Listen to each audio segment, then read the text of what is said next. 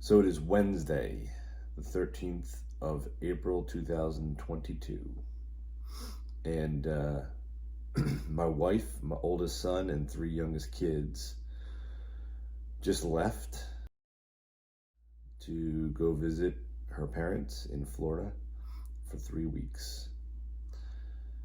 And this is so that I can focus my efforts on getting things done in the house. I've been renovating this house since we moved here 12 years ago.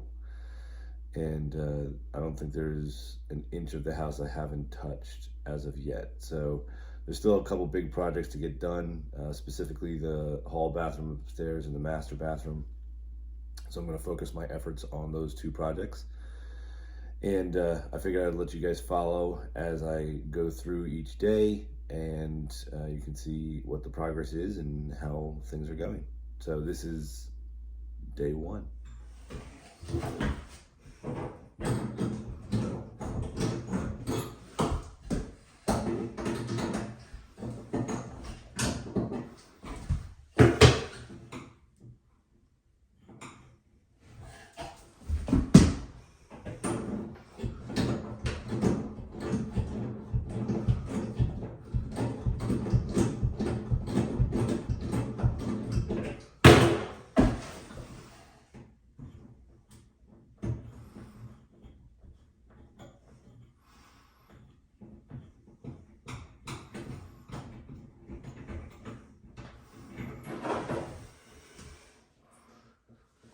Alright, we're disconnected.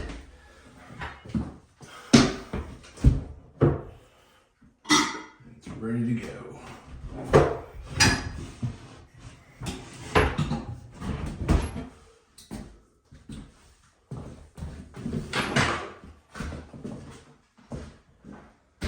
So it's toilet time.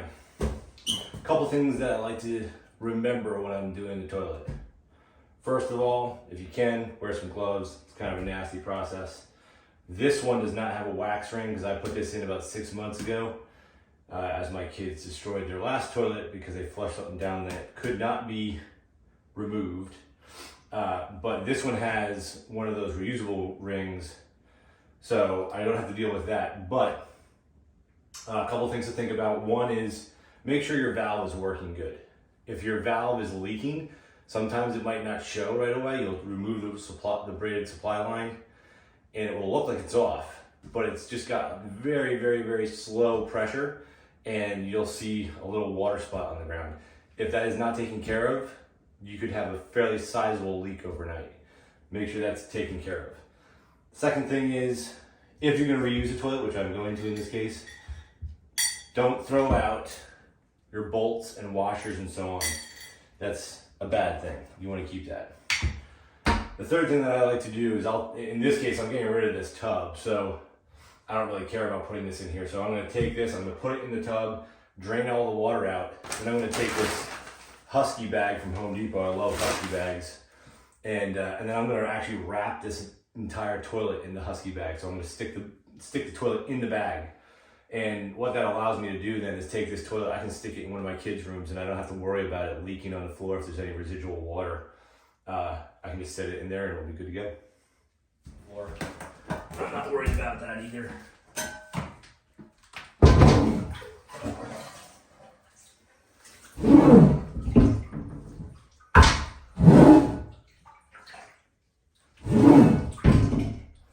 The reason I'm leaning this up and then back because there's typically water not only left over in the tank, but there's also water in this trap. So you gotta get that water out. Just gonna precariously lean that there.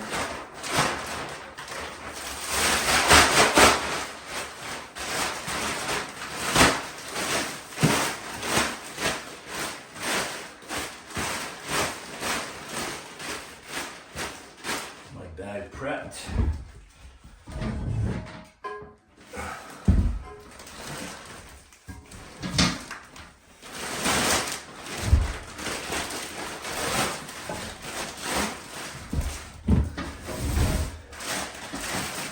So one thing I like to tell people about demo, I am not your traditional demo guy.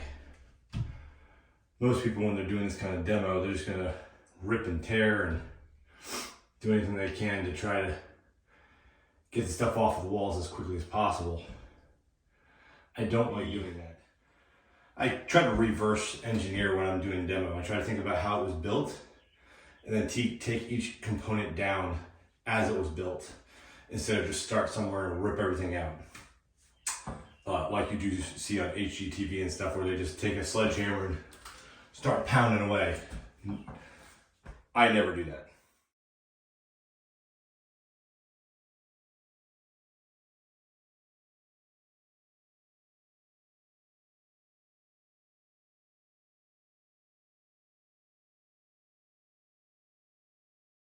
Here we have a plate glass mirror. This is very standard in so many houses. It looks like garbage, builder grade install, but it's cheap, which is why builders do it.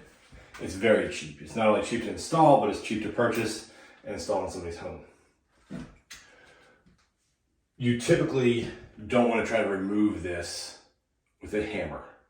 Again, same principle as the demo. If I start smashing this and I have glass everywhere, the likelihood of me actually being able to get all that glass picked up, even with a vacuum, is not very high. So I try to remove this as much as possible in one fell swoop. So what I'm going to do is I'm going to put some tape on here,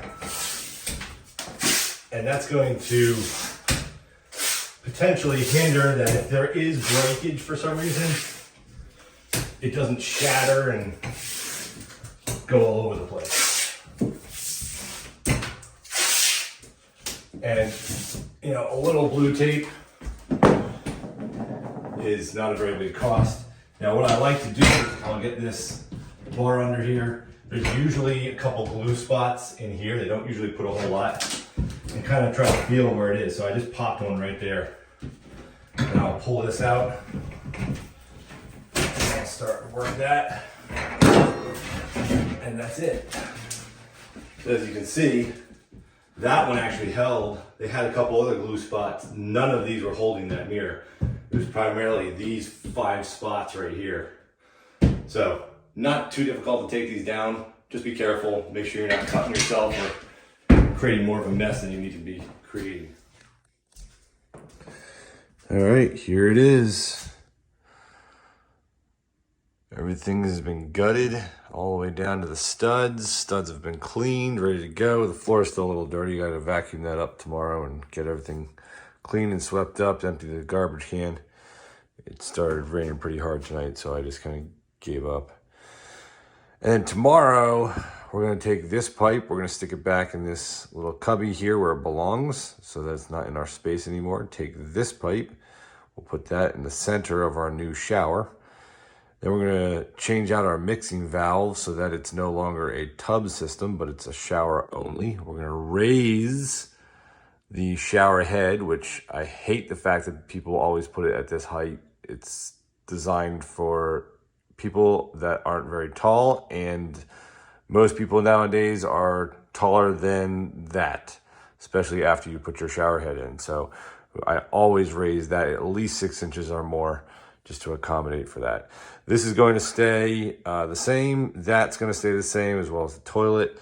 So shouldn't be messing with any of that, but we will be recentering this box to accommodate for the new vanity, and then we'll replace this garbage vent fan with a new Panasonic vent fan over here, and then we'll get to some new drywall, and we will get to possibly some Schluter tomorrow. We'll see how everything goes. I have a pretty busy day with work, so if we have time, we'll get to that.